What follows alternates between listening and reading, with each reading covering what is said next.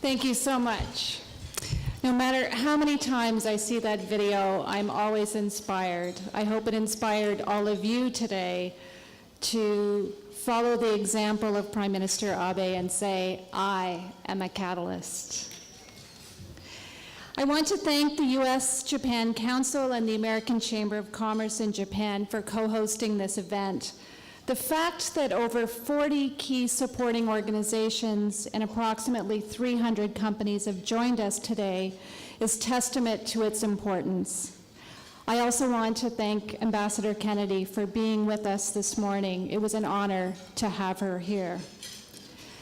As a Canadian who moved to the United States to lead a global organization chaired by a Swiss who arrived in Tokyo from Mumbai, I'd like to say how excited I am to see Catalyst expansion worldwide arrive here in Japan.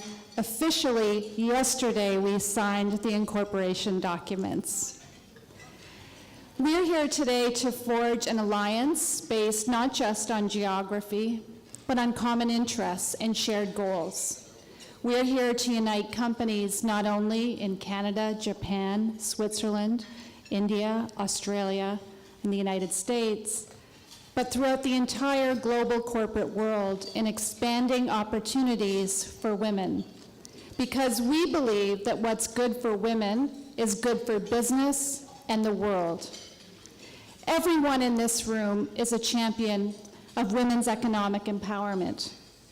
Some may be here today motivated by the data that we heard this morning that shows a compelling link between women in senior leadership and overall organizational performance.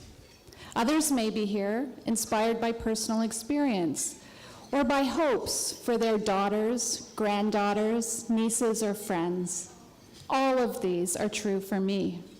But I will share one defining moment. In my very first job after college, the boss, the CEO of my organization, stood at the front of the room delivering a speech to our team. A woman walked in a side door and took a seat at the back of the room.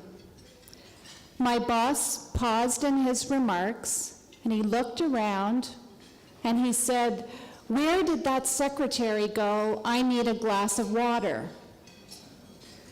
A brave man in the room raised his hand and said, "She's an international trade lawyer who's argued before the Supreme Court of Canada."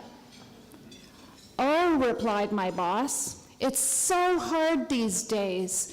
The secretaries look like lawyers and the lawyers look like secretaries." As a young woman, it was the first time that I truly understood that someone might look at me and draw conclusions about my abilities, the role that I performed, or my ambitions simply because I was a woman. It was in that moment that I became a catalyst. But whatever our personal or professional motivation for being here today and acting as a champion of change, I'm sure we'll all agree that for far too often, for far too long, women are sidelined in business, government, and in society at large. And that's a great loss, especially when you consider the nearly 1 billion women worldwide who are poised to drive the global economy. In fact, it's this link between women, work, social progress, and economic competitiveness that makes Catalyst's vision, changing workplaces, changing lives, as relevant today as it was when Catalyst was founded more than 50 years ago by Felice Schwartz. Felice was a visionary. She saw the as yet unrealized economic potential of US women as an opportunity, in her words, to bring to our country's needs the unused capacities of educated women who want to combine family and work.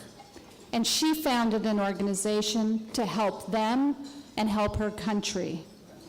Today, Japan has a visionary in Prime Minister Abe, who is among the first leaders in the world to propose an economic plan that explicitly links women's progress and national economic growth. Japan is a great and influential nation, taking important steps toward reclaiming its place as a global economic leader. By capitalizing on women's talents, Japan can prosper and continue to expand its global reach. And Catalyst is eager to contribute to these pioneering efforts on behalf of working women. Despite the overwhelming evidence that gender diversity makes economic, business, and social sense, the truth is that we are not closing the gender gap fast enough. Women around the world still face obstacles to success. In some places, those obstacles are as fundamental as not being permitted to attend school or to leave their homes without an escort.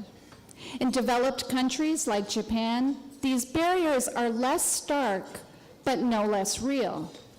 Some are structural, some are unconscious, and some are the results of assumptions about women's drive, capabilities, and desires, just as the assumptions my boss made about that young woman in my organization. As the global advocate for women's advancement in business, and with over 700 corporate members in the United States, Canada, Europe, India, Australia, and now Japan, Catalyst can equip companies with the insights and tools they need to create real change and to do their part to achieve this important vision for your country. We know at Catalyst that the best solutions to the obstacles facing women at work vary by country and region, and that awareness of and respect for cultural differences and regional nuances is critical. This awareness is why Catalyst tailors our solutions to the obstacles women face to meet local needs. Our research, resources, and insights from around the globe can help accelerate the pace of change in Japan, as they have for over 50 years throughout the United States and the rest of the world. We know from decades of research that what works for women are very important policies, including fostering senior leaders who emphasize gender equality and set the tone at the top, tracking what needs to change, holding senior leaders accountable for change, and supporting talented women who want to advance by providing them with the mentors, sponsors, and access to the jobs that will enable them to do so. The issue is not whether women candidates exist for and are qualified for leadership positions. They do, in significant numbers in many parts of the world. The question is where leaders are looking to recruit those candidates. Many business leaders respond to reports of women's ongoing underrepresentation in the corporate world by blaming women, the choices they make, and what they are or are not prepared to do to advance their careers. But Catalyst research looking at MBA graduates from the leading business schools around the world has busted some of the most common myths about the gender gap in pay and leadership. The first is the myth of the glass ceiling, something that we've been talking about for many years. This myth is the belief that women and men advance equally until women hit a glass ceiling. In fact, women start from behind in their very first job post-MBA. They start at lower levels, get paid less, and are less satisfied with their careers than men, and that gap widens over time. Many assume that this difference can be explained by women choosing to take time off to have children. What's interesting is that the findings hold and apply equally to women and men who do not have children.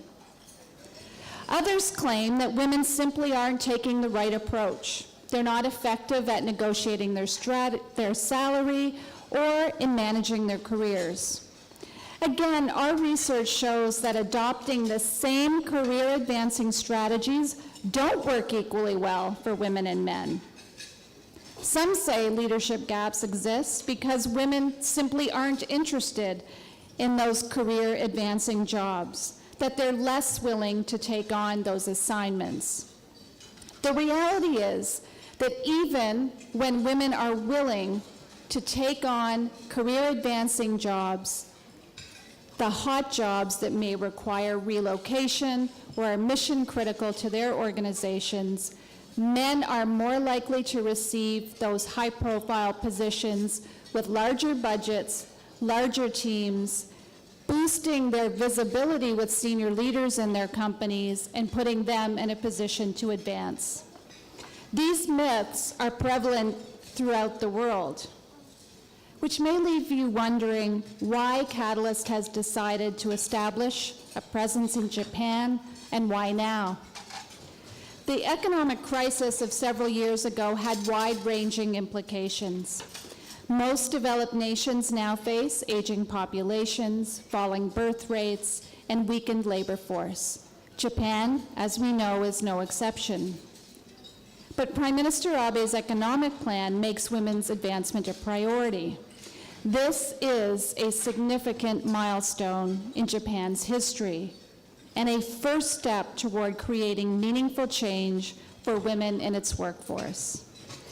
We are here today to celebrate Japan and honor its extraordinary commitment to progress, while recognizing that we still have a great deal of work to do, work that we can only do together.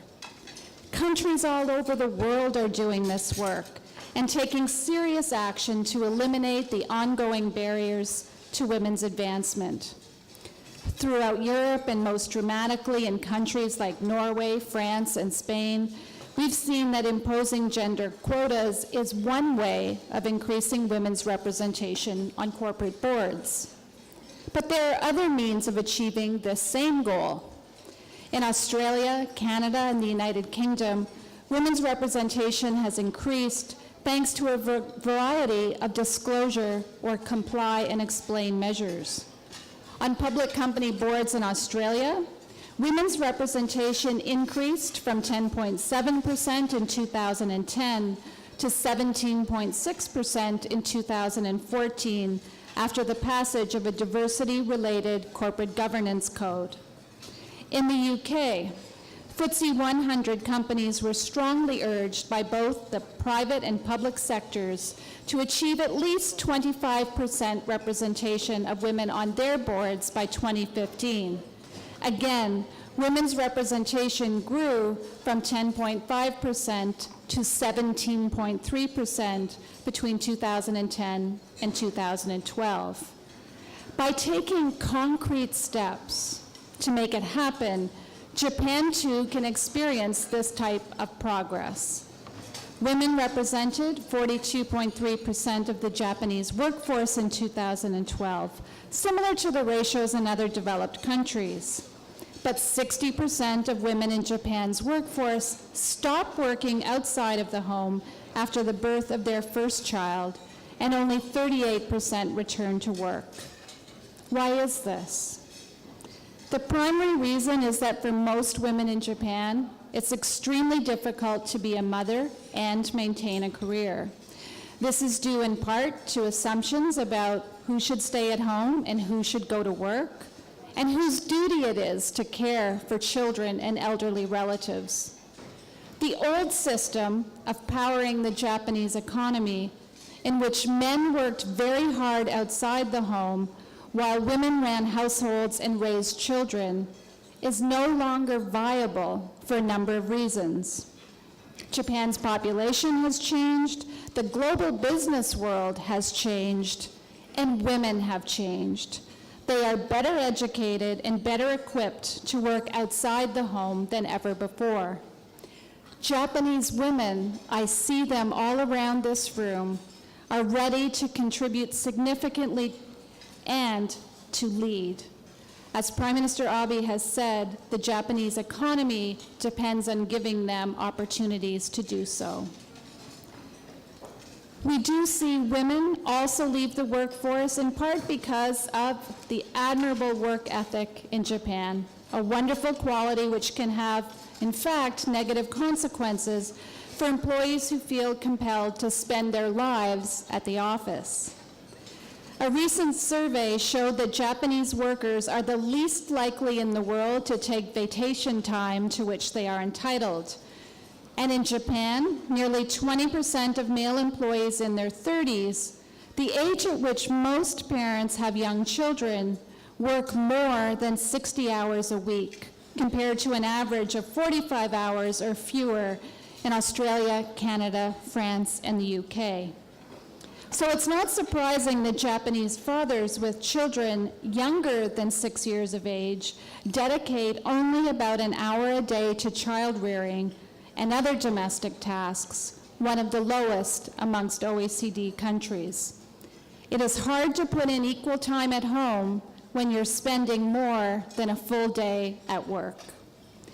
With so many fathers working so many hours and so few taking time off, most Japanese women are raising their children alone, whether or not they have partners.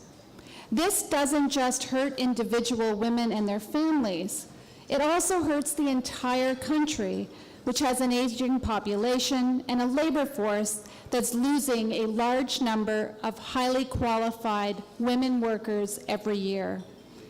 Research indicates that closing the gender gap could potentially increase Japan's GDP by as much as 13%. I think this is the most quoted statistic today. It takes work to bring about an increase of that size, and Japan is doing that work, partly through business initiatives and partly through government programs that provide men with tools and information about balancing work and family that encourages them to become more involved fathers.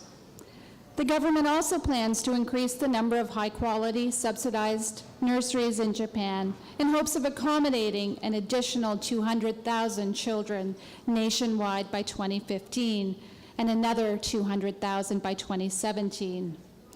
And the Abe administration has proposed a plan to appoint at least one woman director to every company's board, to publish board diversity data on a government website, and offer government subsidies to companies that implement women's leadership initiatives.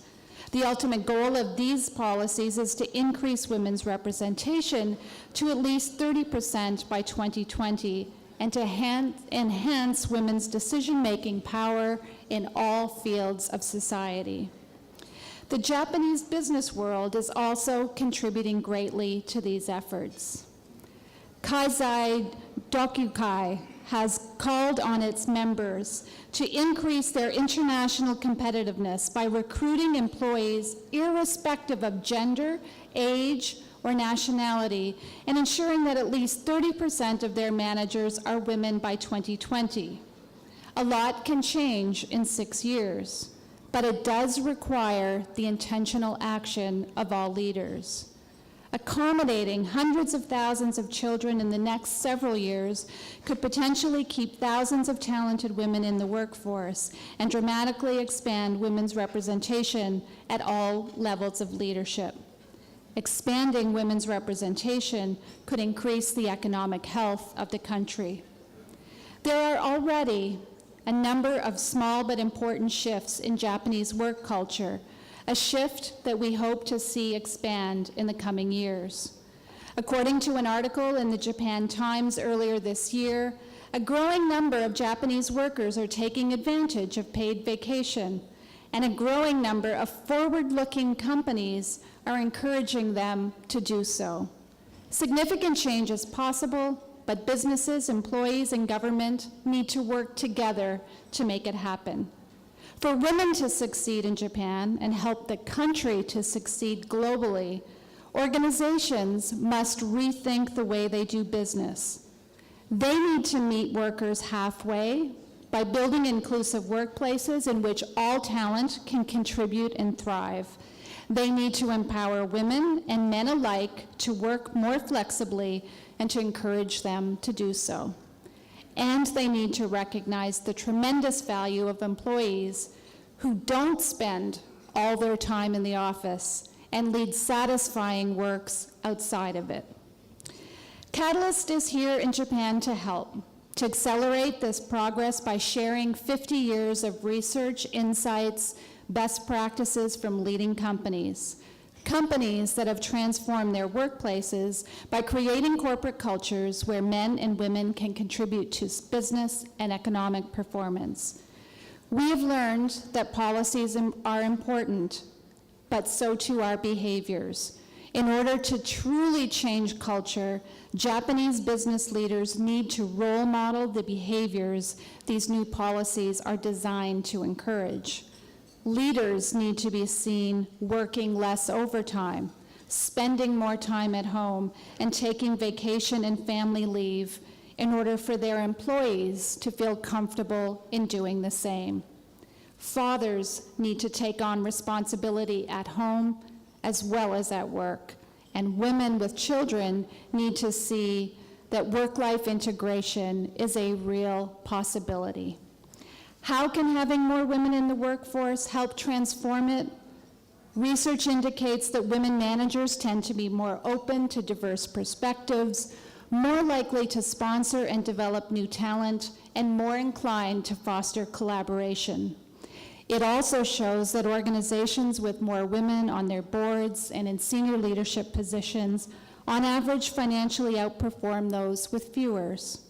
In other words, having more women in top leadership isn't just better for individual women, it's better for business, it's better for their families, it's better for economies, which is why both Japan and the world at large need leaders who are knowledgeable about the obstacles women face and dedicated to eliminating them. Japan is poised to profit from a pool of educated professional women who are highly capable of leading. In light of the recent economic crisis, no country can afford to leave half of its talent pool untapped. Together, we can work to ensure that women and men are given every opportunity to succeed, regardless of where they're born. Equality is not a zero-sum game. The world gains when women advance. But in order to create real, lasting change, everyone, including women, men, businesses, government, and the society at large, must contribute. Prime Minister Abe's leadership is an important step, an encouraging sign of progress to come. But it will require enormous collective effort to transform women's empowerment from a distant dream into an everyday reality in Japan. And Catalyst is eager to join this effort. Together, we can make a difference, and I encourage everyone to do your part by becoming a catalyst for change. Thank you very much.